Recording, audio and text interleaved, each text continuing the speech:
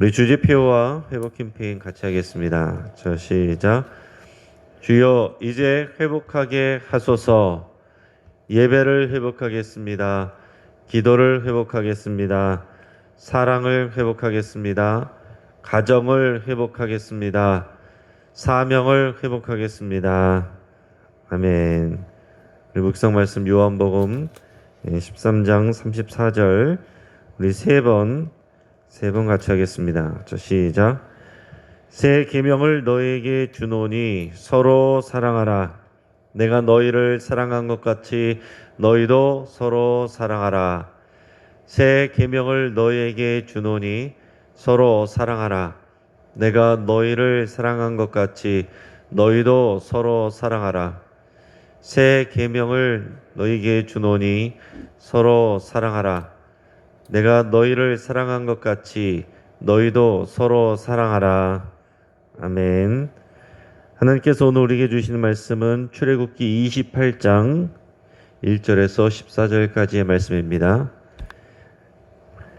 시간에 이 말씀을 통해서 대제사장의 옷 이런 제목으로 말씀의 은혜를 같이 나누겠습니다. 우리 사람들이 옷을 입는 데에는 여러 가지 이유가 있습니다. 기본적으로 우리의 육체를 가리는 기능이 있고 또 햇빛이나 눈과 비 또 바람을 막아주는 기능이 있습니다. 이런 기능적인 이유보다 멋을 내기 위해서 입는 옷들도 있습니다. 그리고 입는 사람의 취향에 따라서 단순하게 멋을 내는 그렇게 옷을 입는 사람도 있고 아주 화려하게 또 때에 따라서는 옷을 입을 때도 있습니다. 그리고 이 옷은 입는 사람의 그 신분과 정체성을 나타내기도 합니다. 법관은 법관 입는 옷이 있고 의사는 의사가 입는 옷이 있습니다. 또 요리사는 요리사가 입는 옷이 있고 경찰은 경찰이 입는 옷이 있습니다. 그래서 그 옷을 보면 저 사람이 누구구나 어떤 역할을 하는 사람이구나 하는 것을 우리가 생각을 하게 됩니다. 또 옷에는 여러 가지 정보를 나타내는 부착물들을 붙일 수가 있는데 특수부대를 다녀온 사람들 같은 경우에는 이 군복에 붙어있는 이런 패치 이런 여러 가지 종류의 패치의 그 숫자들 몇 개를 달고 있느냐 어떤 종류의 패치를 달고 있느냐 그것을 딱 보면 저 사람이 어떤 훈련을 받았구나 이런 걸 알 수 있기 때문에 거기서 우열을 가린다고 합니다. 간단한 패치 하나를 붙이기 위해서 엄청나게 또 혹독한 그런 어려운 훈련들을 감당한 것이죠. 그것을 했을 때 자랑스럽게 또 패치를 붙이든지 아니면은 어떤 표시나는 그런 배지 같은 것들을 이렇게 달 수도 있는 것입니다. 구약시대 예배에서 지금 성막과 기구들도 중요하지만 무엇보다도 또 중요한 것은 제사를 실제로 감당할 제사장이 중요합니다. 하나님께서는 그 중에서도 또 이 대제사장에 대해서 그 옷에 대해서 설명하고 계신데 제사장들은 오직 아론의 자손들 중에서만 나올 수 있게 하셨습니다. 그리고 이 제사장들 중에서 아론이 대제사장이 되게 하셨고 초대 대제사장이 되는 거죠. 그리고 그 이후에 그 아들들에서 이제 대제사장이 나오게 되었습니다. 자, 하나님은 오늘 본문에서 그 앞에서는 성막에 대한 식양을 말씀하시고는 지금은 대제사장의 그 복장에 대해서 말씀을 하고 있습니다. 대제사장의 복장을 통해 그 숨겨져 있는 그런 영적인 의미들을 여러분께서 이해하고 배울 수 있기를 바랍니다. 먼저 1절, 2절 말씀을 28장 1절, 2절 말씀을 같이 읽겠습니다. 너는 이스라엘 자손 중 네 형 아론과 그의 아들들 곧 아론과 아론의 아들들 나답과 아비후와 엘라살과 이다마를 그와 함께 내게로 나오게 하여 나를 섬기는 제사장 직분을 행하게 하되 내 형 아론을 위하여 거룩한 옷을 지어 영화롭고 아름답게 할지니. 아멘. 자, 하나님께서 모세의 형인 아론과 그의 네 아들을 불렀습니다. 그의 네 아들은 나답과 아비후와 엘라살과 이다말입니다. 근데 순서대로 하면은 그 장자인 나답이 그 다음 대제사장을 이어받아야 되겠지만은 뒤에 보면은 처음 제사를 드릴 때 나답과 아비후가 하나님께서 말씀하시지 않은 불을 사용했기 때문에 그들이 바로 죽습니다. 그래서 셋째인 엘르아살이 나중에 대제사장의 역할을 맡게 됩니다. 이 아들들과 함께 이 아론을 불러서 또 그들을 제사장의 직분을 감당하게 하고 또 그들을 위한 특히 이 대제사장인 아론을 위한 그 복장에 대해서 하나님께서 말씀을 하고 계십니다. 제사장의 주된 사명이 뭐냐? 오늘 본문에서 보니까 뭐라고 되어 있습니까? 여호와 하나님을 섬기는 것이 제사장의 기본적인 역할이라 그랬습니다. 여호와 하나님을 섬기는 것이 그것이 제사장의 역할이에요. 제사장은 자기의 영광을 나타내는 것이 아니라 하나님의 영광을 나타내는 것이 본분입니다. 그래서 하나님은 하나님의 영광을 나타내고 표현하고 드러내게 하기 위해서 대제사장의 복장에도 이런저런 이야기들을 말씀을 하시는 것입니다. 자, 하나님은 아론을 위해서 특별한 이 대제사장의 옷을 제작해서 입히십니다. 일반적인 제사장들은 그 속옷이 되는 반포 속옷 그것을 이제 하나로 주로 입게 되는데 반면에 대제사장의 의복은 그보다 더 복잡합니다. 자, 이 우리 대제사장의 이 복장을 생각할 때 우리 현재 목회자가 입는 그런 가운하고 연결할 수도 있지만은 그렇게 연결되지는 않습니다. 일단 먼저 목회자는 우리가 제사장으로 서는 것은 아닙니다. 우리가 무슨 제사장적인 역할을 감당할 수는 있지만은 목회자는 제사장은 아닙니다. 제사장의 역할은 그 제사를 그 중간에 역할을 해서 대신 하나님께 올려드린다라고 할 수 있는데 목회자는 예배를 인도하고 목회를 하는 사람이에요. 종교개혁을 통해서 이 칼빈은 목회자들의 복장에 대해서도 개혁을 하고 다뤘는데 그때의 종교개혁가들은 목회자가 검은색 가운을 입게 했습니다. 자, 목회자가 가운을 입는 이유는 뭐냐면 드러내기 위한 것이 아니라 목회자의 가운은 감추기 위한 것입니다. 드러내려고 입는 것이 아니라 감추려고 입는 거예요. 그래서 종교개혁자들이 최대한 소박하고 그런 단촐한 이런 가운으로 개개인의 어떤 사람들의 개성과 어떤 그런 자기의 모습들을 가리우고 최대한 감추는 그런 이유로 목회자의 가운을 입게 한 것입니다. 가끔 보면 이제 목회자들이 예배할 때 가운 중에서 이제 옆에 이렇게 세 개 줄이 있는 것들이 있어요. 뭐 상병처럼 어떤 분들은 무슨 상병인가 싶은 생각을 하는 분들이 있는데 그것은 사실은 박사 가운입니다. 박사학위 받을 때 맞춰서 입은 이제 박사 가운인데 박사 가운은 박사를 표시하는 거죠. 박사를 수료했다, 받았다, 학위를 받았다 그런 것을 표시를 하는데 보통 박사 학위 가운을 받은 분들이 그것을 뭐 따로 쓸 데가 없고 그러니까 기왕 맞춘 거 아깝기도 하고 예배 때 그것을 입는 경우들이 많이 있습니다. 그런데 은근히 그것은 내가 이런 박사까지 공부를 했다라는 것을 보여주는 그런 것이 될 수가 있어요. 그래서 박사를 아는 사람보다 나는 더 낫다라는 것을 자랑하고 보여주려는 그런 게 될 수도 있다라는 얘기입니다. 그러니까 가운은 목회자의 가운은 그런 것을 나타내고 자랑하는 것이 아니에요. 화려하게 만드는 것이 중요한 것이 아니라 소박하게 해서 최대한 목회자의 어떤 개성을 가리는 것이 그런 종교개혁적인 그런 개념이다라는 것입니다. 그에 반해서 이 대제사장이 입는 옷은 이것은 드러내는 옷이에요. 근데 대제사장을 드러내는 것이 아니라 뭘 드러냅니까? 하나님을 드러내는 그런 기능을 하는 것이 대제사장의 옷이다라는 것입니다. 그렇기 때문에 대제사장이 입는 옷은 소박하지 않고 굉장히 화려합니다. 거룩하면서 동시에 화려해요. 하나님께서는 이 대제사장의 옷을 거룩한 옷이다 이렇게 표현하고 있습니다. 대제사장이 입는 옷들은 다 하나님의 마음과 하나님의 뜻과 하나님의 영광을 나타낸다라고 할 수 있습니다. 성막이 그냥 편의적으로 기능적으로 지은 것이 아니라 하나님의 보좌와 하나님의 뜻을, 하나님의 마음을 그렇게 표현하는 것처럼 대제사장의 옷도 그런 하나님의 마음과 하나님의 뜻과 하나님의 영광을 나타낸다라고 할 수도 있습니다. 그렇기 때문에 대제사장의 옷은 가급적 저렴하게 싼 걸로 이렇게 하는 것이 아니라 하나님께서 재료도 다 지정을 해주십니다.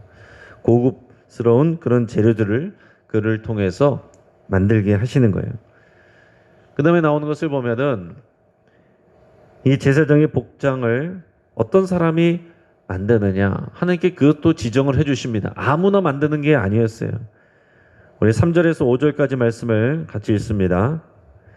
너는 무릇 마음에 지혜 있는 모든 자, 곧 내가 지혜로운 영으로 채운 자들에게 말하여 아론의 옷을 지어 그를 거룩하게 하여 내게 제사장 직분을 행하게 하라. 그들이 지을 옷은 이러하니 곧 흉패와 에봇과 겉옷과 반포 속옷과 관과 띠라. 그들이 네 형 아론과 그 아들들을 위하여 거룩한 옷을 지어 아론이 내게 제사장 직분을 행하게 하라. 그들이 쓸 것은 금실과 청색, 자색, 홍색 실과 가늘게 꼰 배실이니라. 아멘. 자, 하나님께서는 이 대제사장의 옷, 또 제사장들의 옷을 어떤 사람이 만들게 하셨는가 하면 여기 보면 마음에 지혜 있는 모든 자라고 그랬어요. 마음에 지혜 있는 모든 자. 그것은 어떤 것이겠습니까? 하나님을 경외할 줄 아는 믿음이 있는 사람이고, 그리고 옷을 특별하게 잘 만들 수 있는 탁월한 재능을 갖고 있는 사람을 말합니다. 자, 그런데 하나님께서는 그들을 또 뭐라고 말하시냐면 그들에 대해서 얘기하실 때 지혜로운 영으로 채운 자들 이렇게 말씀하십니다. 지혜로운 영, 하나님의 영을 말씀하시는 거예요. 하나님의 영으로 그들을 채운다 이렇게 표현을 하시는 것입니다. 자, 여러분 구약 성경에서 하나님의 영으로 어떤 사람을 채운다, 그를 충만하게 한다라는 표현은 거의 없습니다. 여기서 처음 나오는 거예요. 그 임재는 아시죠? 특별한 상황과 사건 때 어떤 사람에게 위인에게 임재하셔서 잠깐 일하시는데 여기서는 그 사람을 하나님의 영으로, 지혜의 영으로 그 사람을 채우신다. 이렇게 표현을 하고 계신 겁니다. 자, 지금 우리로 말하면은 성령 충만케 하셨다라는 것입니다. 성령으로 충만케 되어서 그 성령님께서 그에게 특별한 지혜를, 이런 옷을 만드는 특별한 지혜를 주셨다라는 얘기예요.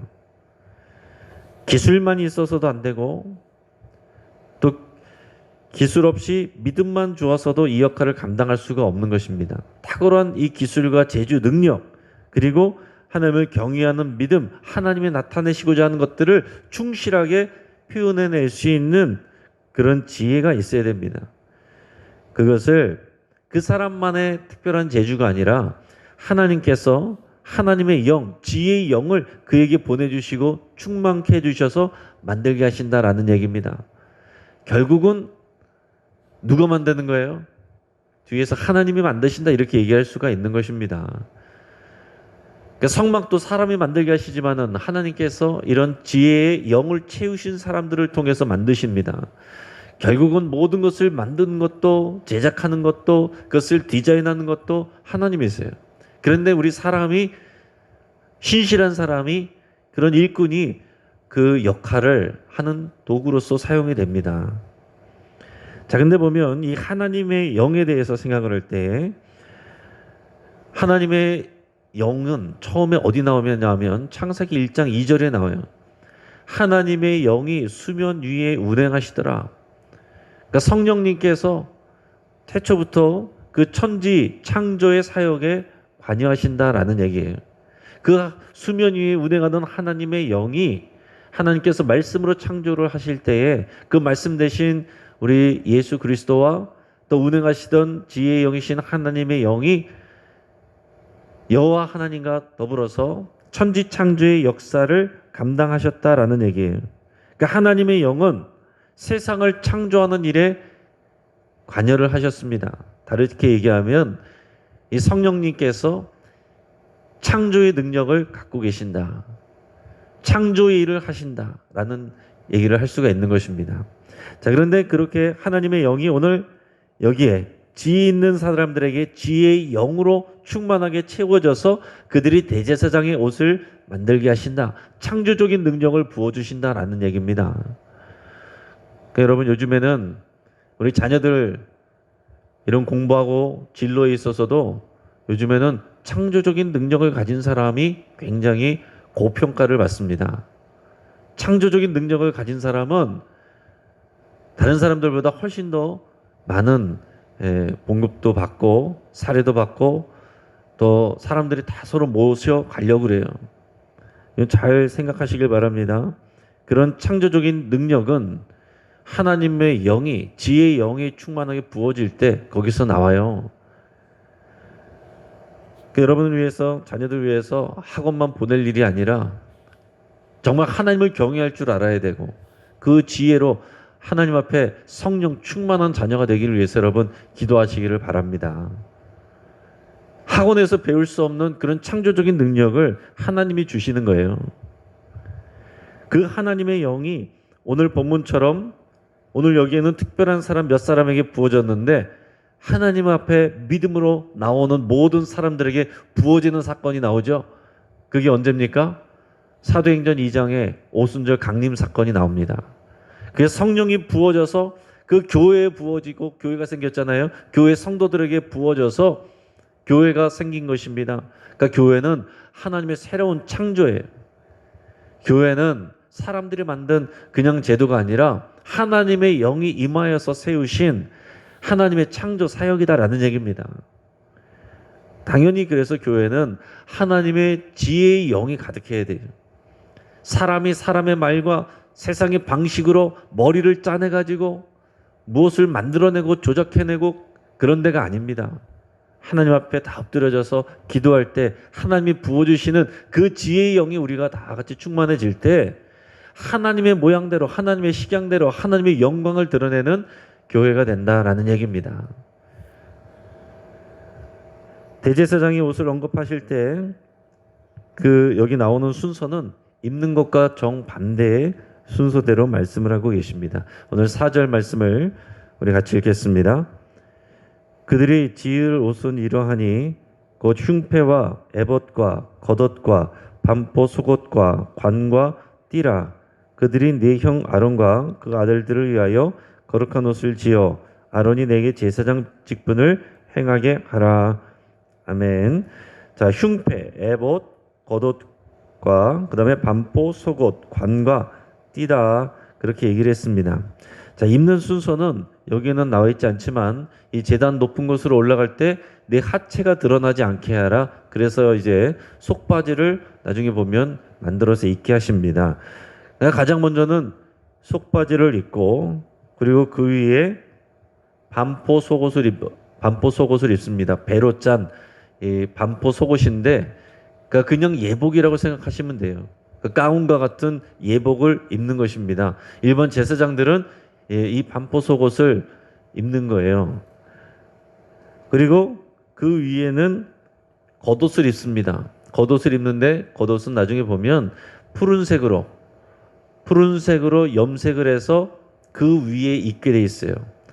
그래서 이 가운처럼 늘어져 있는 이 반포 속옷을 입고 그 위에 겉옷을 파란색의 겉옷을 입는데 파란색의 겉옷은 이 안에다 입은 것보다 좀 더 짧습니다. 그래서 한꺼번에 같이 보이는 거예요. 그리고 그 위에 에봇을 만들어서 입어라 그랬어요. 에봇은 마치 어떻게 생겼냐면은 우리가 이렇게 양쪽 끈으로 해서 입는 치마처럼 여성들의 원피스 같기도 하고 쉽게 보면 어떻게 보면은 앞뒤로 되어 있는 행주치마 같기도 한 그런 모양이에요. 그것을 그 위에다가 입는 것입니다. 그 위에다가 입는데 그 겉옷보다 더 짧아요. 그래서 바깥에서 보면 어떻게 됩니까? 그 안에 반포 속옷과 겉옷과 그 위에 에봇이 이렇게 보이는 거예요. 성막이 삼중적 구조로 돼 있었죠. 지성소와 성소와 그리고 성막들이 있는 것처럼 대제사장의 옷도 이런 삼중적인 구조를 하고 있다라는 거예요. 속옷과 겉옷과 에봇, 삼중적인 구조로 돼 있어요. 그래서 어떤 사람들은 이 대제사장의 옷은 이 성막을 그대로 또 표현하는 거다. 뭐 이렇게 생각하고 말하는 경우도 있습니다. 그런 삼중적인 구조로 돼 있는데 또 이제 그 에봇 위에 또 흉패를 나중에 달고 또 이제 관으로 씌우고 또 띠를 띠고 여러 가지 또 부속물이 또 있습니다. 자, 그런데 다른 점이 있다면 성막과 비슷한데 다른 점이 있다면 성막은 어떻게 됩니까? 안쪽으로 들어갈수록 더 귀한 재료를 쓰게 돼 있어요. 안쪽으로 들어갈수록 더 귀한 금으로 만들고 또 금으로 씌우는 그런 하나님의 영광을 나타나게 돼 있는데 대제사장의 옷은 반대로 바깥쪽으로 나올수록 더 고급스럽고 중요한 하나님의 영광을 나타내는 그런 모양으로 이렇게 되어 있습니다. 그래서 그렇게 따지면은 대제사장의 옷에서 가장 화려하면서도 가장 중요한 것은 뭐겠어요? 제사장과 다르게 대제사장만 입는 옷 중에서 가장 하이라이트는 뭐냐면 에봇이다라는 거예요.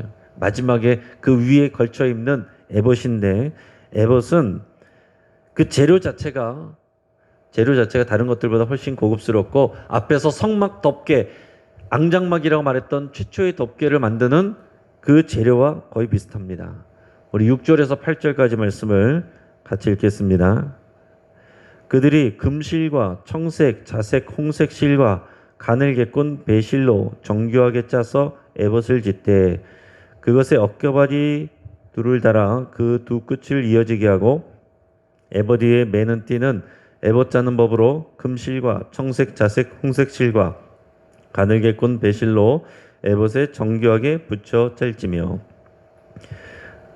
자, 에봇은 기본적으로 금실과 청색, 자색, 홍색 실과 가늘게 꼰 배실을 정교하게 짜서 만든 천으로 만든다라고 그랬습니다. 자, 앞에서 성막 덮개 최초의 앙장막은 여기서 금실을 뺀 청색, 자색, 홍색 실과 가늘게 꼰 배실로 만들라고 하셨죠. 자, 그런데 여기에다가 금실까지 더해서 더 고급스럽고 하나님의 영광을 나타내는 그런 재료로 만들게 하셨다라는 얘기예요. 금실을 어떻게 만드느냐? 뭐 몇 가지가 있는데 실에다가 금칠을 할 수도 있고요. 그래서 신학자들은 그것보다는 금을 녹여서 또 망치로 얇게 펴가지고 그것을 잘라서 실처럼 해서 만들었을 것이다. 또 이렇게 생각하기도 합니다. 그런 가늘게 실처럼 만든 그 금실에다가 청색실, 자색실, 홍색실 그리고 또 가늘게 꼰 배로 만든 실, 이 5가지 재료를 다 섞어가지고서 천을 만드는 거예요. 그리고 그것을 모양으로 만들어서 에봇을 만들어 입는다라는 얘기입니다. 자, 중요한 거는 이것은 대제사장의 영광을 나타내려는 것이 아니라 하나님의 영광을 나타내는 것입니다. 물론 대제사장의 영광도 되지요. 사람들이 볼 땐 당연히 대제사장만 입으니까 대제사장의 영광이지만 하나님의 종으로서 하나님을 섬기는 자로서 하나님의 영광을 나타내기 위하여서 이것을 하는 것입니다. 그 사람 개인이 영광스러운 것이 아니고 그가 섬기는 하나님이 영광스러운 것입니다. 자, 뒤에 나오는 이제 9절에서 14절까지를 보면 그런 내용들이 나옵니다. 에봇 위에 에봇 짜는 방법으로 만든 띠를 붙이게 하고 그리고 하나님은 호마노라고 하는 보석, 지금은 정확하게 그 보석이 어떤 것인지는 알 수는 없지만은 보석 2개를 가져다가 그것을 이 위에 어깨에 견장처럼 붙이게 하시는 거예요. 그런데 그 호마노라는 보석에 그냥 붙이는 것이 아니고 거기다 또 금태를 두릅니다. 근데 그 호마노라는 보석 2개에 이쪽이 6명, 이쪽이 6명, 이 야곱의 아들들, 그 이스라엘 12지파가 되는 야곱의 아들들의 이름을 새겨서 그 에봇의 어깨 위에 견장처럼 이것을 달아놓으라 그랬습니다. 그래서 이것은 그들의 기념 보석이다 이렇게 말씀하셨어요. 자, 야곱의 아들들은 생각해보면 부족한 점이 많았습니다. 그러나 하나님은 그들을 통해서 이스라엘 민족 되게 하셨습니다. 그들을 인간적으로 보면 다 하나하나 부족한 사람들인데 하나님은 그들을 통해서 이스라엘 민족이 되게 하시고 그들의 이름을 이 보석에 딱 새겨가지고 대제사장의 옷에 붙여가지고 다니라 그랬어요. 그리고 나중에 이 뒤에 보면 흉패도 에봇 위에다 만들어서 달게 되는데 흉패도 12개의 보석, 그 12지파를 상징하는 보석을 달고 나오게 됩니다. 이 에봇과 흉패는 거의 하나의 세트처럼 갖고 나오게 되는 거예요. 자, 그러면 여러분 이것을 생각할 수 있어요. 대제사장은 지금 하나님의 영광을 나타내는 모양과 그런 재료와 그런 복장으로 하나님 앞에 나옵니다. 그러면서 동시에 이 어깨와 가슴에는 뭘 안고 이고 나갑니까? 12지파의 이름들. 그러니까 이스라엘 백성 전체를 그 가슴에 품고 어깨에 메고 간다라는 얘기예요. 자, 대제사장은 그런 사람입니다. 하나님의 영광을 드러내고 하나님을 섬기면서 동시에 모든 성도들, 모든 백성들을 그들을 가슴에 품고 어깨에 메고 가는 사람이 대제사장이다라는 얘기입니다. 하나님께서는 우리를 왕과 같은 제사장으로 부르셨다라고 그랬어요. 우리가 그런 사람들입니다. 우리가 하나님의 영광을 드러내야 되는 사람들이고 동시에 우리에게 맡겨진 사람들, 여러분들의 가족들, 또 구역원들, 교회의 성도들 가슴에 또 어깨에 메고서 나가는 거예요. 나 혼자서 편하게 왔다 갔다 하면서 내 신앙생활만 하면 되는 게 아니다라는 것입니다. 하나님께서는 우리를 왕 같은 제사장으로 부르셨습니다. 예수의 피값으로 휘장을 찢으시고 우리가 다 대제사장처럼 하나님의 임재와 영광 앞에 나오게 하셨다라는 거예요. 우리가 이런 옷을 만들어 입진 않지만 여기 나와 있는 영적 의미는 저 여러분들에게 그대로 다 적용이 되는 것입니다. 그냥 먼 옛날 아론과 그의 아들들 얘기가 아니라 오늘 이것이 우리들의 이야기예요. 우리들에게 주시는 하나님의 마음이고 하나님의 영적인 원리입니다. 이제 말씀을 정리하겠습니다. 하나님께서는 제사를 거행한 제사장들을 준비하시고 그들의 복장도 준비하게 하셨습니다. 대제사장의 옷은 하나님의 영광을 드러내는 것이고 그리고 동시에 그 12지파의 이름을 새겨서 어깨에 메고 가슴에 메게 하십니다. 그리스도인은 이렇게 항상 하나님과 이웃을 동시에 사랑하고 섬기게 하신 그런 하나님의 뜻을 우리 수행하면서 사는 사람들입니다. 그리고 하나님께서는 이런 대제사장의 옷을 아무에게나 만들게 하신 것이 아니고 지혜의 영을 충분하게 부어주신 성령 충만케 하신 그런 하나님의 일꾼들을 통해서 일하게 하셨습니다. 우리 각자의 역할들이 있지만 또한 특별한 역할을 맡는 사람들에게 하나님께서 순종하는 자들에게 하나님의 지혜의 영을 부어주십니다. 인간적인 생각이나 방법이 아니라 이 지혜의 영으로 충만하기를 우리는 다 같이 기도하고 사모해야 될 줄 믿습니다. 마지막으로 우리는 진정한 대제사장 되신 예수 그리스도를 옷 입는 사람들이에요. 예수 그리스도로 옷 입은 사람들입니다. 대제사장이 옷 멋있었겠다라고 할 수 있지만은 우리는 예수 그리스도와 그의 의로 옷 입은 사람들이에요. 하나님은 우리를 보실 때에 하나님이 보내주신 예수 그리스도와 그의 의, 그의 영광을 통해서 우리를 보신다라는 얘기입니다. 그러니까 우리는 예수 그리스도를 옷 입는 게 중요해요. 그래서 예수 그리스도로 우리가 가려지는 게 중요합니다. 내 이름이 없어지고 예수 그리스도의 이름이 드러나게 하는 것이 우리들의 사명이고 우리들이 하나님 앞에서 영광받는 방법입니다. 그게 비결이에요. 그래서 하나님의 일꾼으로 세움을 받는 사람들도 자신의 이름을 드러내는 사람이 아니라 예수 그리스도의 이름으로 자신을 감추고 예수 그리스도를 드러내는 그런 일꾼들이 세워져야 되는 것입니다. 같이 한번 기도하겠습니다. 오늘 말씀을 붙잡고 함께 기도합니다. 우리가 왕 같은 제사장인 것을 감사하며 여러분 고백하시고 내가 왕 같은 제사장입니다. 그렇게 여러분 고백하시길 바랍니다. 하나님이 영광과 거룩을 추구하기로 나를 통해서 하나님의 영광이 나타내는 그런 삶이 되기를 여러분에서 같이 기도할 수 있길 바랍니다. 나를 드러내려는 것이 아니라 하나님의 영광을 드러내는 그런 우리의 삶이 되게 하여 주옵소서. 그렇게 여러분 기도하시고 또 우리 주변에 나의 어깨에 나의 가슴에 보석처럼 매달아야 될 그 사람들, 우리 가족들, 또 우리 성도들, 여러분 그분들의 이름을 부르면서 여러분 기도할 수 있기를 바랍니다. 우리는 그들을 섬기는, 또 하나님을 위하여 그들을 섬기는 왕같은 제사장으로 부름받은 사람들이에요. 우리가 부리는 사람들이 아니라 우리가 섬겨야 될 사람으로 하나님께서 우리를 부르셨습니다. 우리 가족들, 우리 주변의 교우들, 우리 이웃들, 우리 그들을 위해서 또 한번 같이 기도하겠습니다. 우리 선교를 위해서 기도할 때 모리타니아의 권경숙 선교사님 위해서 그분의 영육간의 강건함을 위해서 같이 기도하시고, 또 지금 모리타니아에서 우물 파기 사역이 활발하게 진행되고 있는데 그 지역 주민들에게, 사람들에게 그 정말 생명의 물이 되는 이 물만이 아니라 그들에게, 그것을 먹는 사람들에게 정말 하나님의 말씀과 그 생명 수가, 생명의 물이 흘러갈 수 있기를 위해서 같이 기도하겠습니다. 우리 최기철 목사님과 우리 교회 어르신들, 우리 건강과 평안을 위해서 우리 같이 한번 간절하게 또한 기도하겠습니다. 우리 주여 한번 부르짖고 합심해서 우리 함께 기도하겠습니다. 주여